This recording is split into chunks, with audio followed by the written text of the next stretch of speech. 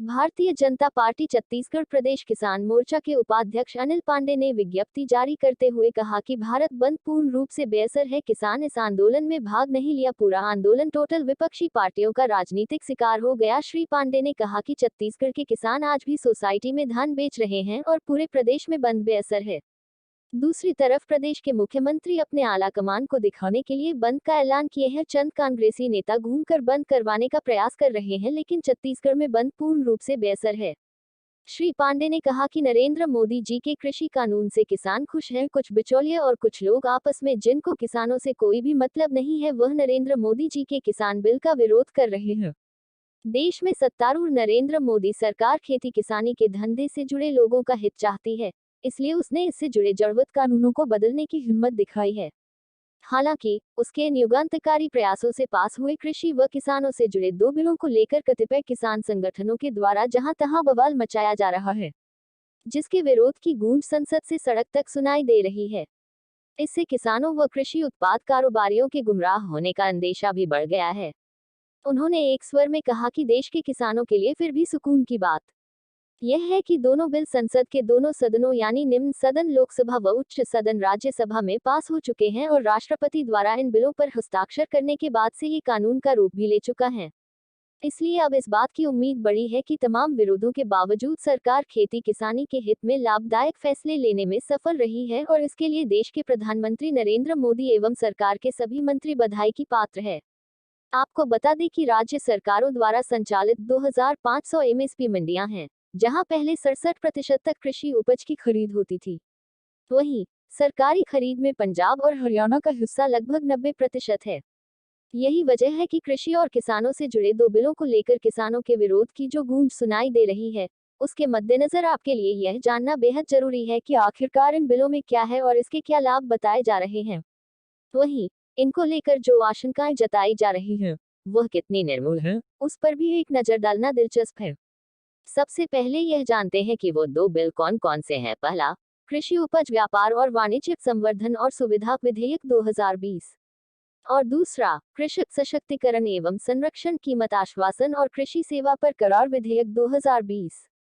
बताते चले कि कृषि से जुड़े इन दो बिलों के अलावा आवश्यक वस्तु संशोधन विधेयक 2020 के निर्धारित प्रावधानों को लेकर भी किसानों की ओर से ऐतराज जताया जा रहा है, जिसमें कोई दम नहीं है।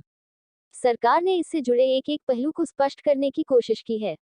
पहला, जहां तक कृषि उपज व्यापार और वाणिज्यिक संवर्धन और सुविधा विधेयक 2020 का सवाल है, तो ये राज्य सरकारों की ओर से संचालित agricultural produce market committee APMC मंडियों के बाहर, बाजारों या डीम्ड बाजारों के भौतिक परिसर के बाहर फार्म मंडियों के निर्माण के बारे में है। क्योंकि भारत में 2500 एपीएमसी मंडियां हैं जो राज्य सरकारों द्वारा संचालित हैं। वहीं दूसरा बिल कृषक सशक्तिकरण एवं संरक्षण कीमत आश्वासन और कृषि सेवा पर करार विधेयक 2020 कॉन्ट्रैक्ट फार्मिंग या अनुबंध खेती के बारे में है। जब तक हम लोग इससे जुड़े एक एक पहलू को नहीं समझ लेंगे, तब तक किसानों को समझाना किसी के बूते की बात नहीं होगी। इसलिए हम यहाँ पर आपको नए बिलों के कतिपय लाभ के बारे में बता रहे हैं। पहला, राज्यों की कृषि उत्पादन विपणन समिति यानी agricultural produce market committee APMC के अधिकार बरकरार रहेंगे, इसलिए किसानों के पास सरकारी एजेंसियों का विकल्प खुला रहेगा। दूसरा, नए बिल किसानों को इंटरस्टेट ट्रेड अंतर्राज्यीय व्यापार को प्रोत्साहित करते हैं, ताकि किसान अपने उत्पादों को दूसरे राज्य में स्वतंत्र रूप से बेच सकेंगे। तीसरा, वर्तमान में एपीएमसी की ओर से विभिन्न वस्तुओं पर 1% से 10% तक बाजार शुल्क लगता है, लेकिन अब राज्य के बाजारों के बाहर व्यापार पर कोई राज्य या केंद्रीय कर नहीं लगाया जाएगा। चतुर्थ, किसी एपीएमसी टैक्स या कोई लेवी और शुल्क आदि का भुगतान नहीं होगा, इसलिए और कोई दस्तावेज की जरूरत भी नहीं पड़ेगी। वहीं खरीदार और विक्रेता दोनों को लाभ मिलेगा। निजी कंपनियों और व्यापारियों की ओर से एपीएमसी टैक्स का भुगतान होगा, किसानों की ओर से नहीं।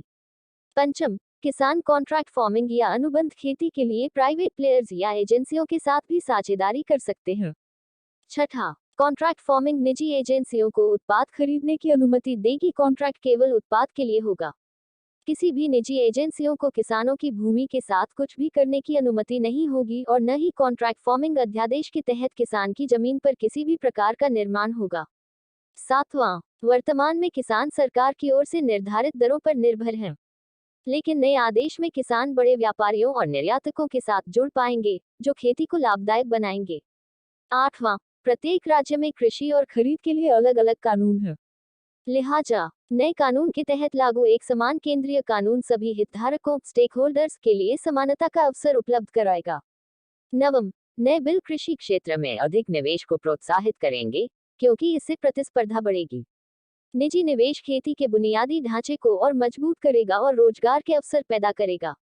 भारतीय जनता पार्टी के तीनों नेताओं ने कहा कि अवसरवादी ताकतें और नेता किसानों के साथ छल एवं उन्हें बरगलाने की कोशिश कर रहे हैं। जहां जहां पर कांग्रेस की सरकारें हैं, वहां वहां पर 8 दिसंबर को भारत बंद के दौरान सरकार बंद को सफल बनाने में जुटी हुई है। किसानों को इन बिल के बारीकियों के बारे में समझना चाहिए और भारत बंद के आह्वान को असफल कर इस देश के यशस्वी प्रधानमंत्री नरेंद्र मोदी जी एवं उनकी टीम को इस महत्वपूर्ण निर्णय लेने के लिए आभार व्यक्त करते हुए भारत के किसानों को बिल के समर्थन में खड़ा होने के लिए अपील की है। इस अवसर पर जिला महामंत्री राजेश साहू, मंडल अध्यक्ष हेमंत सिंह चौहान जी, भाजयुमो नेता हेमंत